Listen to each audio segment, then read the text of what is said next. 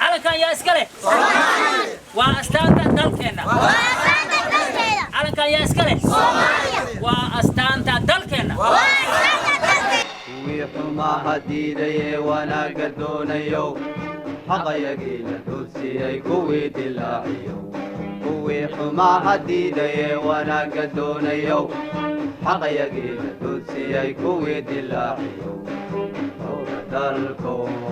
اوغدالكو اوغدالكو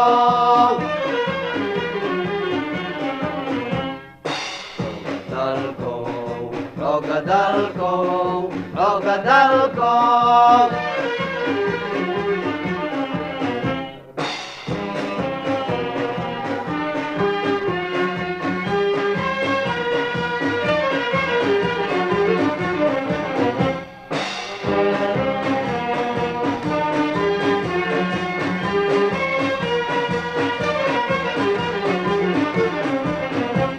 dalkii iyo dadkii iyo caalankaba daryeeshay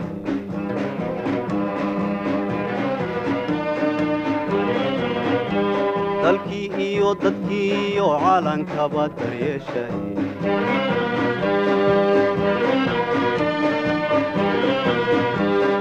rabbi haydin daaye waydin dabagelaynaa rabbi haydin daaye waydin dabagelaynaa daalimayne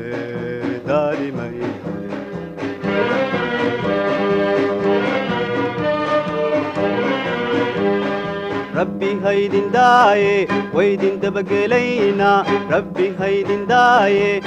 بسم الله الرحمن الرحيم اولا السلام عليكم ورحمه الله وبركاته وقاشان علي aadan shuuriye taliyaha guutada 14 Oktoobar sida la socotaan ayaamahan waxa ku jirnay howlgallo gobolka Shabeellada Hoose qaasatan degmada Awdiigle oo hadda ku sugannahay dagaaladii aan soo qaadnay ilaa iyo hadda wax iska caabin oo xoogan oo ala kulana ma lahan maleeshiyada gobolkoodii waa sii dhacaya wax awood ay hadda leeyihiin ma jiro isku day yar sameeyeen waa fashilinay ilaa iyo maalinka maanta inta ila wareediyo aan ku kalsoonahay ku dhow aan ku heleeno waxa qasaar gaarsiinay ilaa iyo 60 meeyo waa kaga geeriyoodeen dhaawacoodina kontomiyo kor u dhaafa ilaa iyo haddana howlgalkii waa sii socdaa oo hadda waxa ku sugannahay degmada Awdiigle dadkii shacabka ahayn dadka shacabkana guryahoodii iyo dukaamadii iyo cadaadiskii loo korhayna waa ka dulqaadnay sida ay la socotaan hadda taana dukaamadoodii iyo ganacsigadii dib u bilowday isdhexgalkii bulshadii shaqadeena inaad soo socotaa Awdiigle ku sugannahay tabii waxaan rabaa inaan ka weydiiyo maadaama Awdiigle xoreeyay dadka shacabka Awdiigle waxa kala kulmay dadka deegaanka Awdiigle awalba dad waxay ahaayeen iska cabursan oo si xoog ah lagu haysto maadaama aan ka dulqaadnay nabaadiidkii waxa kala kulanay soo dhaweyn fiican si fiican inoo soo dhaweeyeen anagana waa shacabkii aan u dagaalameynay oo nafteena aan hornay inaan u dhimano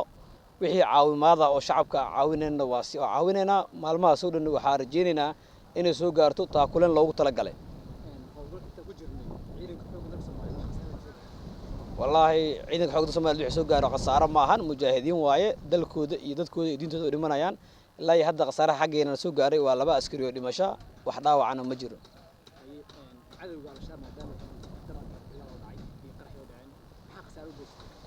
والله عدوga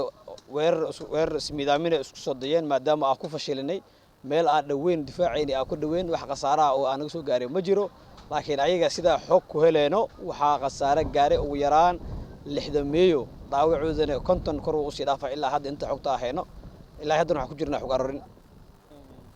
markaas magaalada been waxaan aragnay xaafado badan bursan iyo lix badan bursan shacab maadaama ay keeneen in awal shacabka la hadan xoolihi laayaan waxa u baqay shacabka Soomaaliyeed waxa uu baaqaynaa dadka nabadiidka ah waxay kala soocayaan malahan waa dad baneystay dhiigga ummadda Soomaaliyeed anagana waxa diyaar u nahay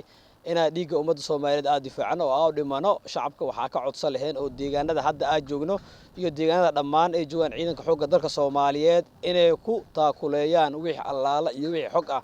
ay ka heli karaan nimanka nabadiidka oo tabartooda si wiiqmeyso taas ka codsanna shacabka Soomaaliyeed waa aragnay meedadkooda meesha iska yaaleen oo waxay waayeen tabar ay ku qaataan maadaama oo howlgalkana howlgal qorsheysan oo ahaa meesha city waxa meel ku dhow Awdiigle qiyaastii u jirto 4 kiiloomitir oo u ahayd talis oo warbixin hoose ah ku helnay saasana ku aadnay qasaarasna ku soo gaarsiinay ilaa hadda maxaa ka qorshaysan degmada Awdiigle degmada Owdhiigle waxay la mid tahay degmooyinkii hore u soo dhaafnay qorshaheeduna waa qorshe iska cad oo hadda wax qorshe iska cad waxa faahfaahinayna ma ahan oo hadda deegaanka ku sugannahay waxaan rajaynaynaa dadkii dhibka lagu hayay maadaama aan ka dul qaadnay inaan dib u furno iskoolaadkii oo ardayda deegaanka degan maadaama waxbarashadooda xoogaa iska cariiri ahayd haddana iskoolaadka dib u furnaa rajaynaynaa bismillaah allahumma salli ala sayyidina maxamed wa ala alihi wasaxbihi wasallam waa ku mahadsantihiin SN TV waa sida aad u garab istaagteen ciidanka xoogga dalka Soomaaliyeed iyo bulshooyinka Soomaaliyeed oo dhan waxaan rabnaa bulshada Soomaaliyeed inaan u sheegno in ay ku guul daraysteen damaacigii ama isku daygii macna darrada ah ee ku soo aadeen kooxda argagixisada ay xarunta ciidanku ku leeyahay degmada Owdhiigle horena waa u sheegnay Owdhiigle waa joogi doonaa insha Allah shacabkuna horey noogu yeeran waxay yiraahdeen noo imaada tacadiga iyo dhibaatada ay argagixisada ku haysto markay u dulqaadan waayeen annagoo baaqa shacabka iyo ka jawaabayna waanu mid